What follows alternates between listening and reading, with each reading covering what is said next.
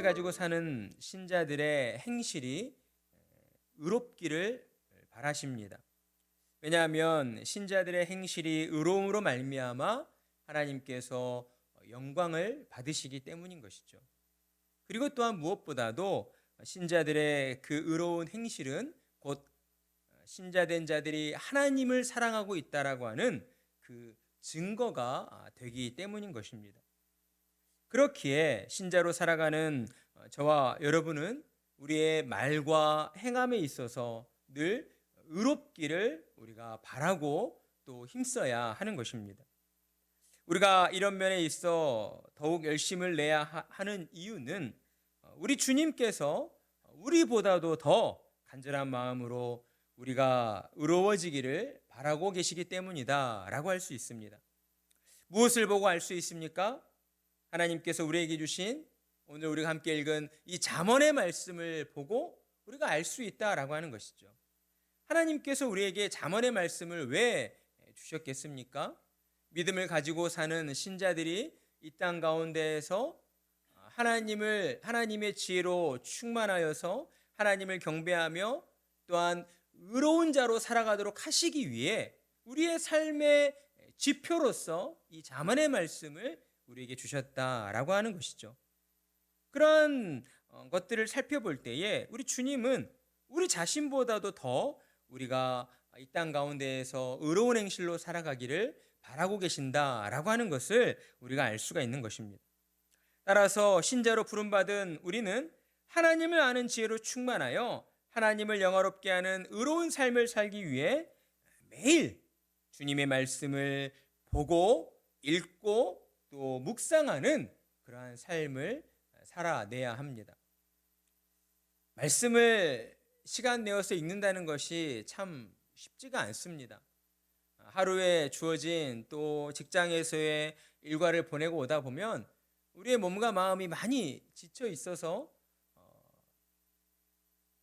우리가 어떤 여유가 없다 보니 마음의 여유가 없다 보니 말씀을 읽어야겠다라고 하는 생각을 가지지 못하는 것이죠. 그러나 여러분 세상에서의 어떤 일들도 좋은 것을 얻기 위해서는 그만큼의 노력을 해야 합니다. 내가 개인적으로 즐겨하고 좋아하는 것들을 줄여나가야 하고 절제하는 그러한 훈련을 통해서 내가 바라고 원하는 더 좋은 것들을 이루어내고 가질 수가 있는 거예요. 이러한 것들의 어떤 훈련이 가정에서부터 이루어져야 하는 것이죠. 그래서 하나님께서 우리에게 믿음의 가정을 허락해 주신 거예요. 믿음의 공동체를 허락해 주셔서 그 믿음의 가정 안에서 어때요? 하나님을 신앙하는 그 신앙의 삶이 어떠한 것인가를 우리가 가르치고 또 배우고 이러한 일들이 이루어지도록 하셨다라고 하는 것이죠. 그러니 저와 여러분은 의지적으로라도 처음에는 억지로라도 하나님의 말씀을 읽어야 합니다. 어떻게 읽지 어디서부터 읽어야 될지 모르겠다 싶으면 그냥 구약 성경을 좀 어려우니까 신약 성경 마태복음을 피든지 마태복음이 28장까지 있어서 좀 더 길다 싶으면 좀 더 적은 고린도전서나 빌립보서나 신약 성경의 말씀을 그냥 피고 읽으면 되는 거예요. 그렇게 펴서 한 절이라도 읽어 나가다 보면 그러한 것들이 우리의 삶에 또 유익이 되어지고 무엇보다도 우리의 영혼이 하나님의 말씀의 은혜 안에서 더욱 정결하게 되어지고 또 우리의 삶의 어떤 목표와 방향을 우리가 분명하게 바로잡을 수 있게 된다라고 하는 것입니다. 우리는 명심해야 합니다. 하나님의 말씀을 우리가 삶 속에서 늘 읽고 묵상하는 그러한 훈련을 해나가야 그래야만 우리가 하나님의 자녀된 자들로서 이 땅 가운데에서 하나님을 영화롭게 하는 그러한 의로운 삶을 살아갈 수가 있다라고 하는 것입니다. 하나님께서는 오늘 말씀을 통해서 우리의 행실이 의롭기 위해 무엇보다 우리의 영혼의 귀와 눈이 열려져야 한다라고 말씀을 하고 있습니다. 12절의 말씀을 보면 듣는 귀와 보는 눈은 다 여호와께서 지으신 것이니라. 아멘. 우리 안에 있는 이 귀와 그리고 우리의 이 눈이 그냥 자연스럽게 우리에게 주어진 것이 아니고 누가 우리에게 주신 거예요?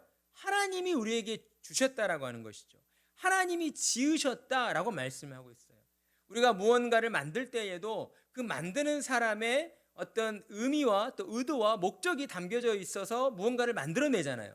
사람들도 어떤 창작물을 만들어낼 때에 아무런 생각 없이 그것을 만들지는 않죠.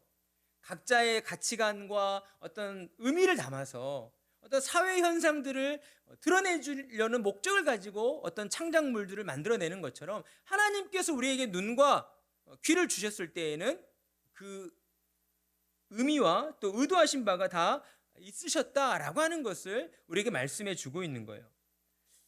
우리가 살면서 무엇을 듣고 무엇을 보아야 하는 것도 중요한 문제이겠지만 그보다 더 중요한 문제는 우리의 영혼의 귀와 우리의 영혼의 눈이 열려 있어서 하나님을 알고 하나님의 말씀을 들으며 우리의 삶을 통하여 하나님을 경험하는 자들이 되어야 한다라고 하신 말씀이다라는 거예요.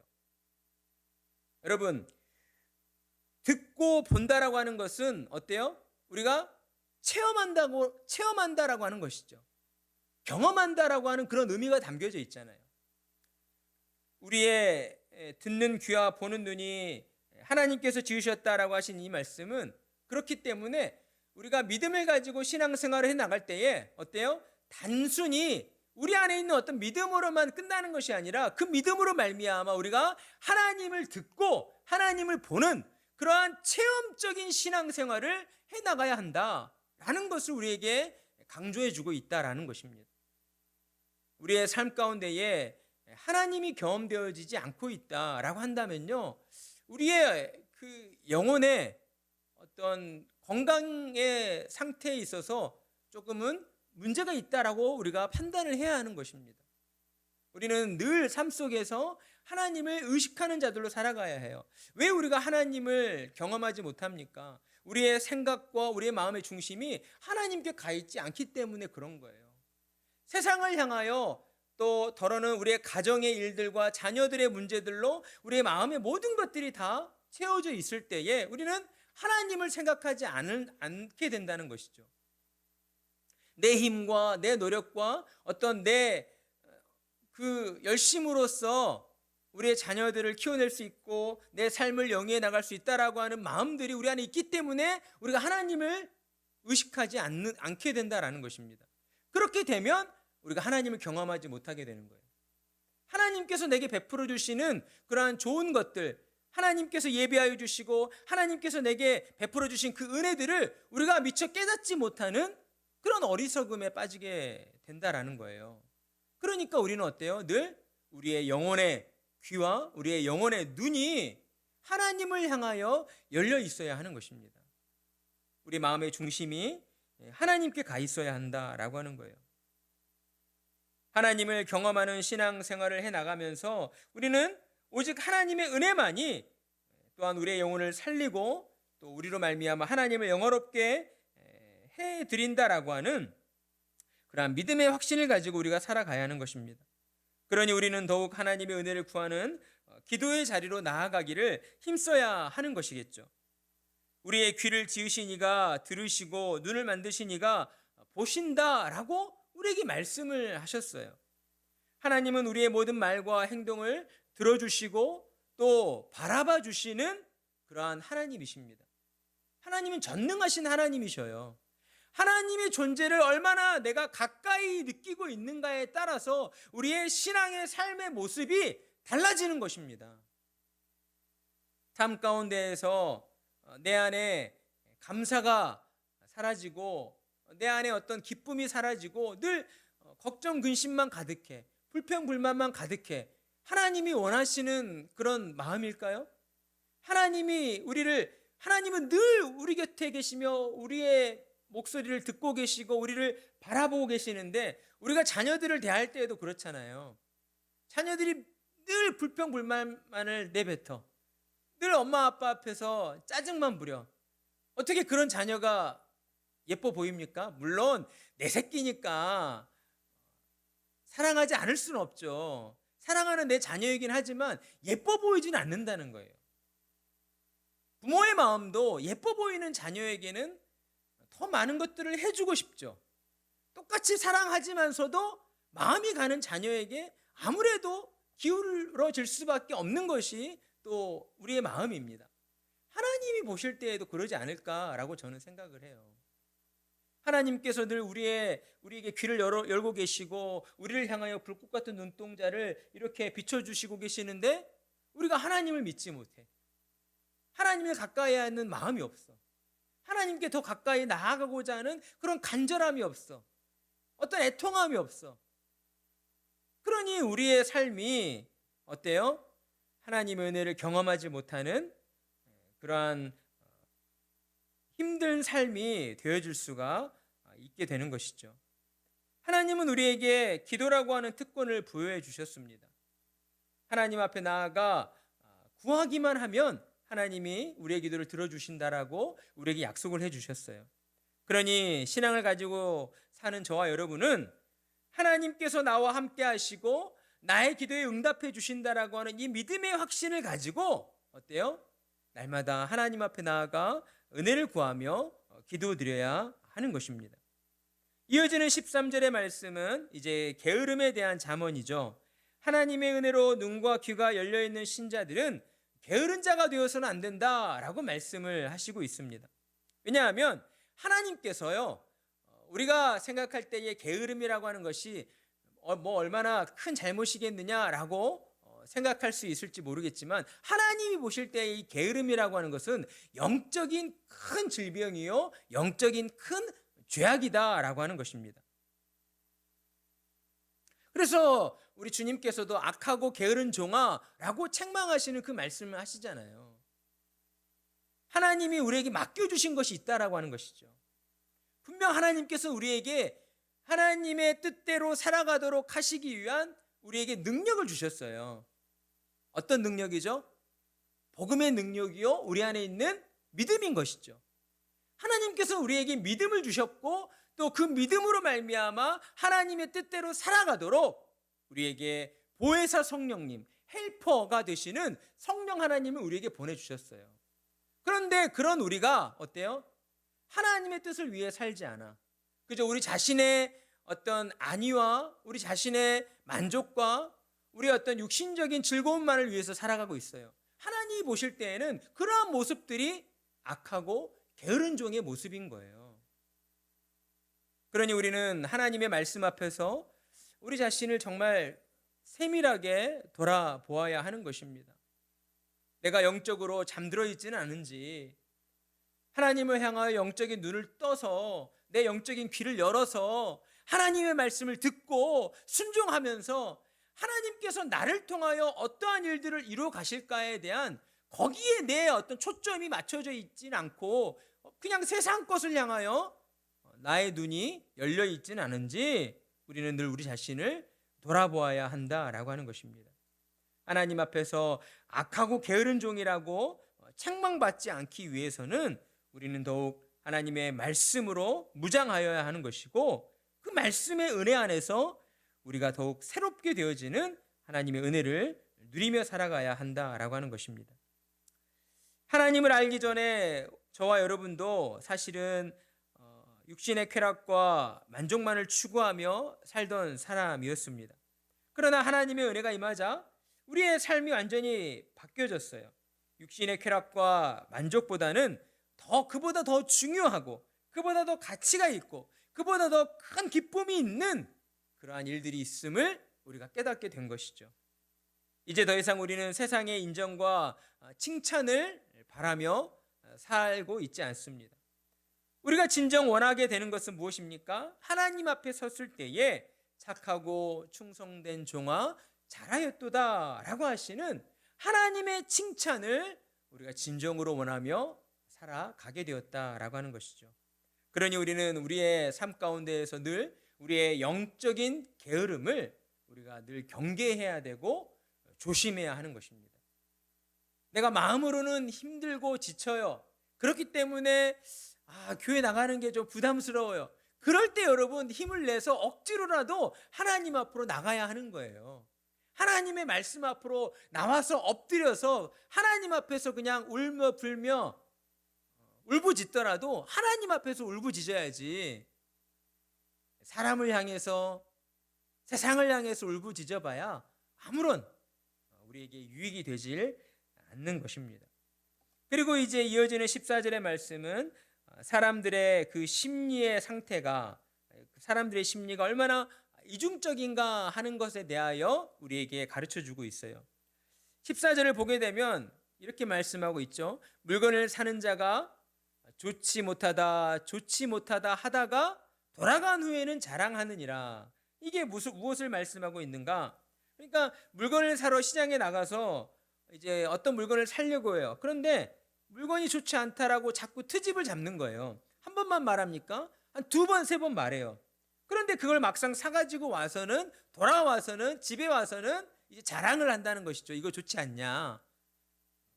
사람의 겉과 속이 이처럼 다르다는 것을 우리에게 교훈해 주고 있는 것입니다. 어떤 물건을 산다라고 할 때는 기본적으로 어때요? 그 물건이 필요하기 때문에, 그 물건이 마음에 들기 때문에 사려고 하는 것 아니겠습니까? 그런데 물건이 좋지 않다라고 트집을 잡는 거예요. 왜요? 무엇 때문에 그럴까요?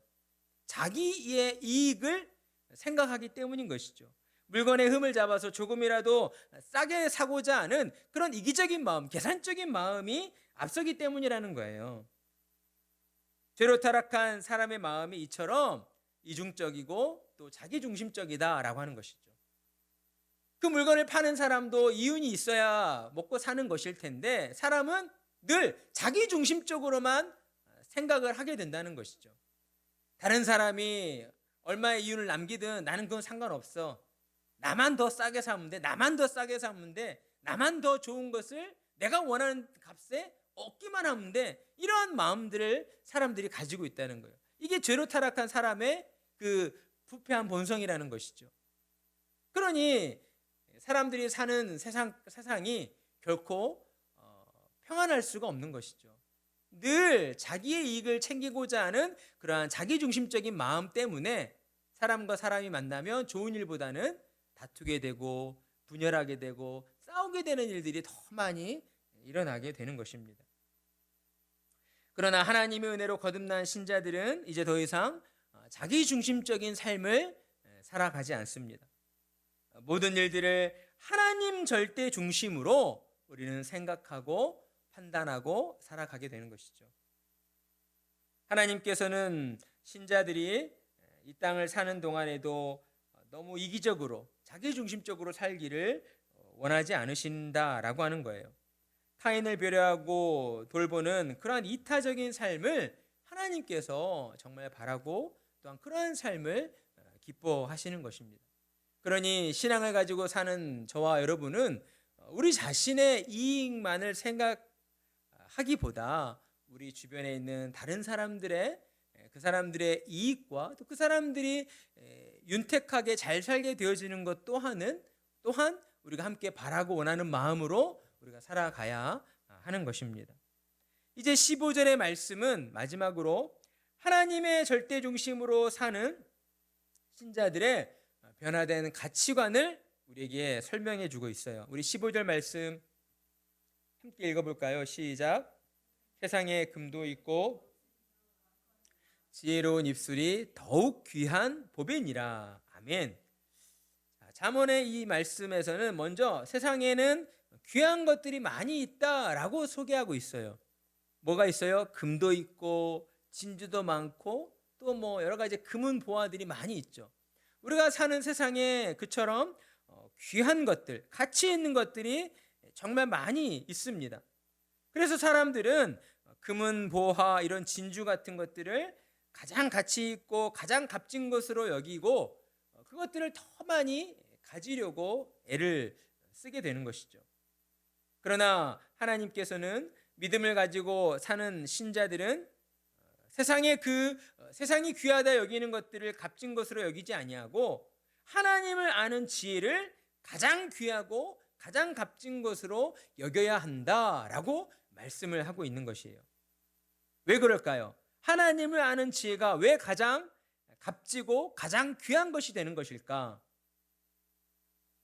하나님을 아는 지혜를 가지고 우리가 무엇을 할 수 있어요? 한 생명을 살릴 수 있잖아요. 그죠? 한 영혼을 구원에 이르도록 우리가 그들을 인도할 수 있잖아요. 여러분, 생명을 살리는 일보다 더 값지고 귀한 일이 있을까요? 이게 우리한테는 피부로 와닿질 않죠. 만약 우리가 어떤 질병에 걸려서 아파 있다라고 한다면 아마 우리에게는 전 재산을 다 주고서라도 어떻게 해서든 살고자 하는 그 마음이 정말 간절할 것입니다. 그러니까 정말 세상 가운데에서 한 생명을 살리고 한 영혼을 구원할 수 있다라고 하는 것, 그보다 더 귀하고 가치 있고 값진 것은 존재할 수 없다라고 하는 것이죠. 그런데 그 일들이 무엇을 아는 것으로 이루어져요? 하나님을 아는 지혜, 하나님의 지혜로 말미암아 그 일들이 이루어진다라고 하는 것이죠. 하나님의 지혜, 생명을 살리고 구원하는 하나님의 지혜는 곧 무엇입니까? 예수 그리스도를 믿음으로 말미암아 구원 얻는다라고 하는 이 복음인 것이잖아요. 복음을 아는 자가 세상 가운데에서 가장 가치 있고 가장 값진 일을 하게 된다라고 하는 것이죠. 그래서 15절 말씀을 보게 되면 지혜로운 입술이라고 표현을 하고 있잖아요. 우리의 입술, 하나님의 은혜로 예수님을 구주로 믿게 된 신자들의 입술을 통해서 예수 그리스도가 증거되어질 때에, 복음이 전파되어질 때에 어때요? 세상에 금은보화로도 아무리 많이 갖다 줘도 이루어낼 수 없는 한 생명을 구원하는 일, 한 영혼을 구원하는 일들이 저와 여러분의 입술을 통하여서 이루어지게 된다라고 우리에게 말씀을 하고 있는 것입니다. 그러니 저와 여러분은 이 땅을 사는 동안 늘 어때요? 하나님의 말씀을 향하여 우리의 귀와 우리의 눈이 열려 있어야 해요. 모든 삶 속에서 하나님을 민감하게 느끼고 의식하는 그러한 신자들이 되어야 하는 것입니다. 그래야 하나님이 원하시는 때에 우리의 입술을 열어서 예수 그리스도의 복음을 전할 수 있게 되는 거예요. 여러분, 꼭 어떤 사람을 만났을 때에 예수님 믿으세요 라고 해야지만 복음이 전해지는 것입니까? 아니요. 그 전에 선행되어지는 여러 가지 단계의 작업들이 있는 것이죠. 그래서 하나님께서도 마태복음에서 이제 팔복의 말씀을 하신 다음에 너희는 세상의 빛과 소금이라 라고 하시며 세상에 나아가 너희의 선을 행하라, 그로 말미암아 하나님이 너희와 함께 하심을 알게 하라라고 말씀하셨거든요. 사람들을 향하여서 우리가 선한 말을 하고 선한 행동을 함으로써 그들의 마음을 열어주어야 하는 거예요. 하나님을 향해서. 그런 일들이 어떻게 일어날 수 있습니까? 우리가 하나님의 말씀으로 충만하여 있을 때, 하나님과 더 가까이 있을 때, 하나님을 더 민감하게 느끼고 있을 때에 우리의 말과 행동이 그저 내 감정에 이끌린 대로, 그냥 화가 나면 화나는 대로 말하고 짜증나면 짜증대로 말하고, 이게 아니고 우리의 마음과 감정이 하나님의 은혜 안에서 평안함으로써 그들에게 선을 행할 수가 있게 된다라고 하는 거예요. 그러니 우리는 늘 더더욱 하나님의 말씀을 가까이 해야 합니다. 주님의 말씀 가까이 하고 하나님 말씀 묵상하고 오늘 하루의 일과 속에서도 하나님을 생각을 해야 되는 거예요. 내가 일하는 직장에 나가서 일을 할 때에도 하나님 저와 함께 해 주심을 믿습니다. 성령님 제게 지혜를 주십시오. 성령님 제게 평안을 주십시오. 이러한 하나님을 의지하는 그런 고백들을 드리면서 우리가 생활을 해 나갈 때에 우리의 삶은 더욱 하나님의 은혜로 말미암아 세상을 아름답게 비추는 그러한 빛으로 또 아름다운 보석처럼 그렇게 밝게 빛나게 될 줄 믿습니다. 그러한 은혜가 저와 여러분의 모든 삶에 충만하기를 간절한 마음으로 축복합니다.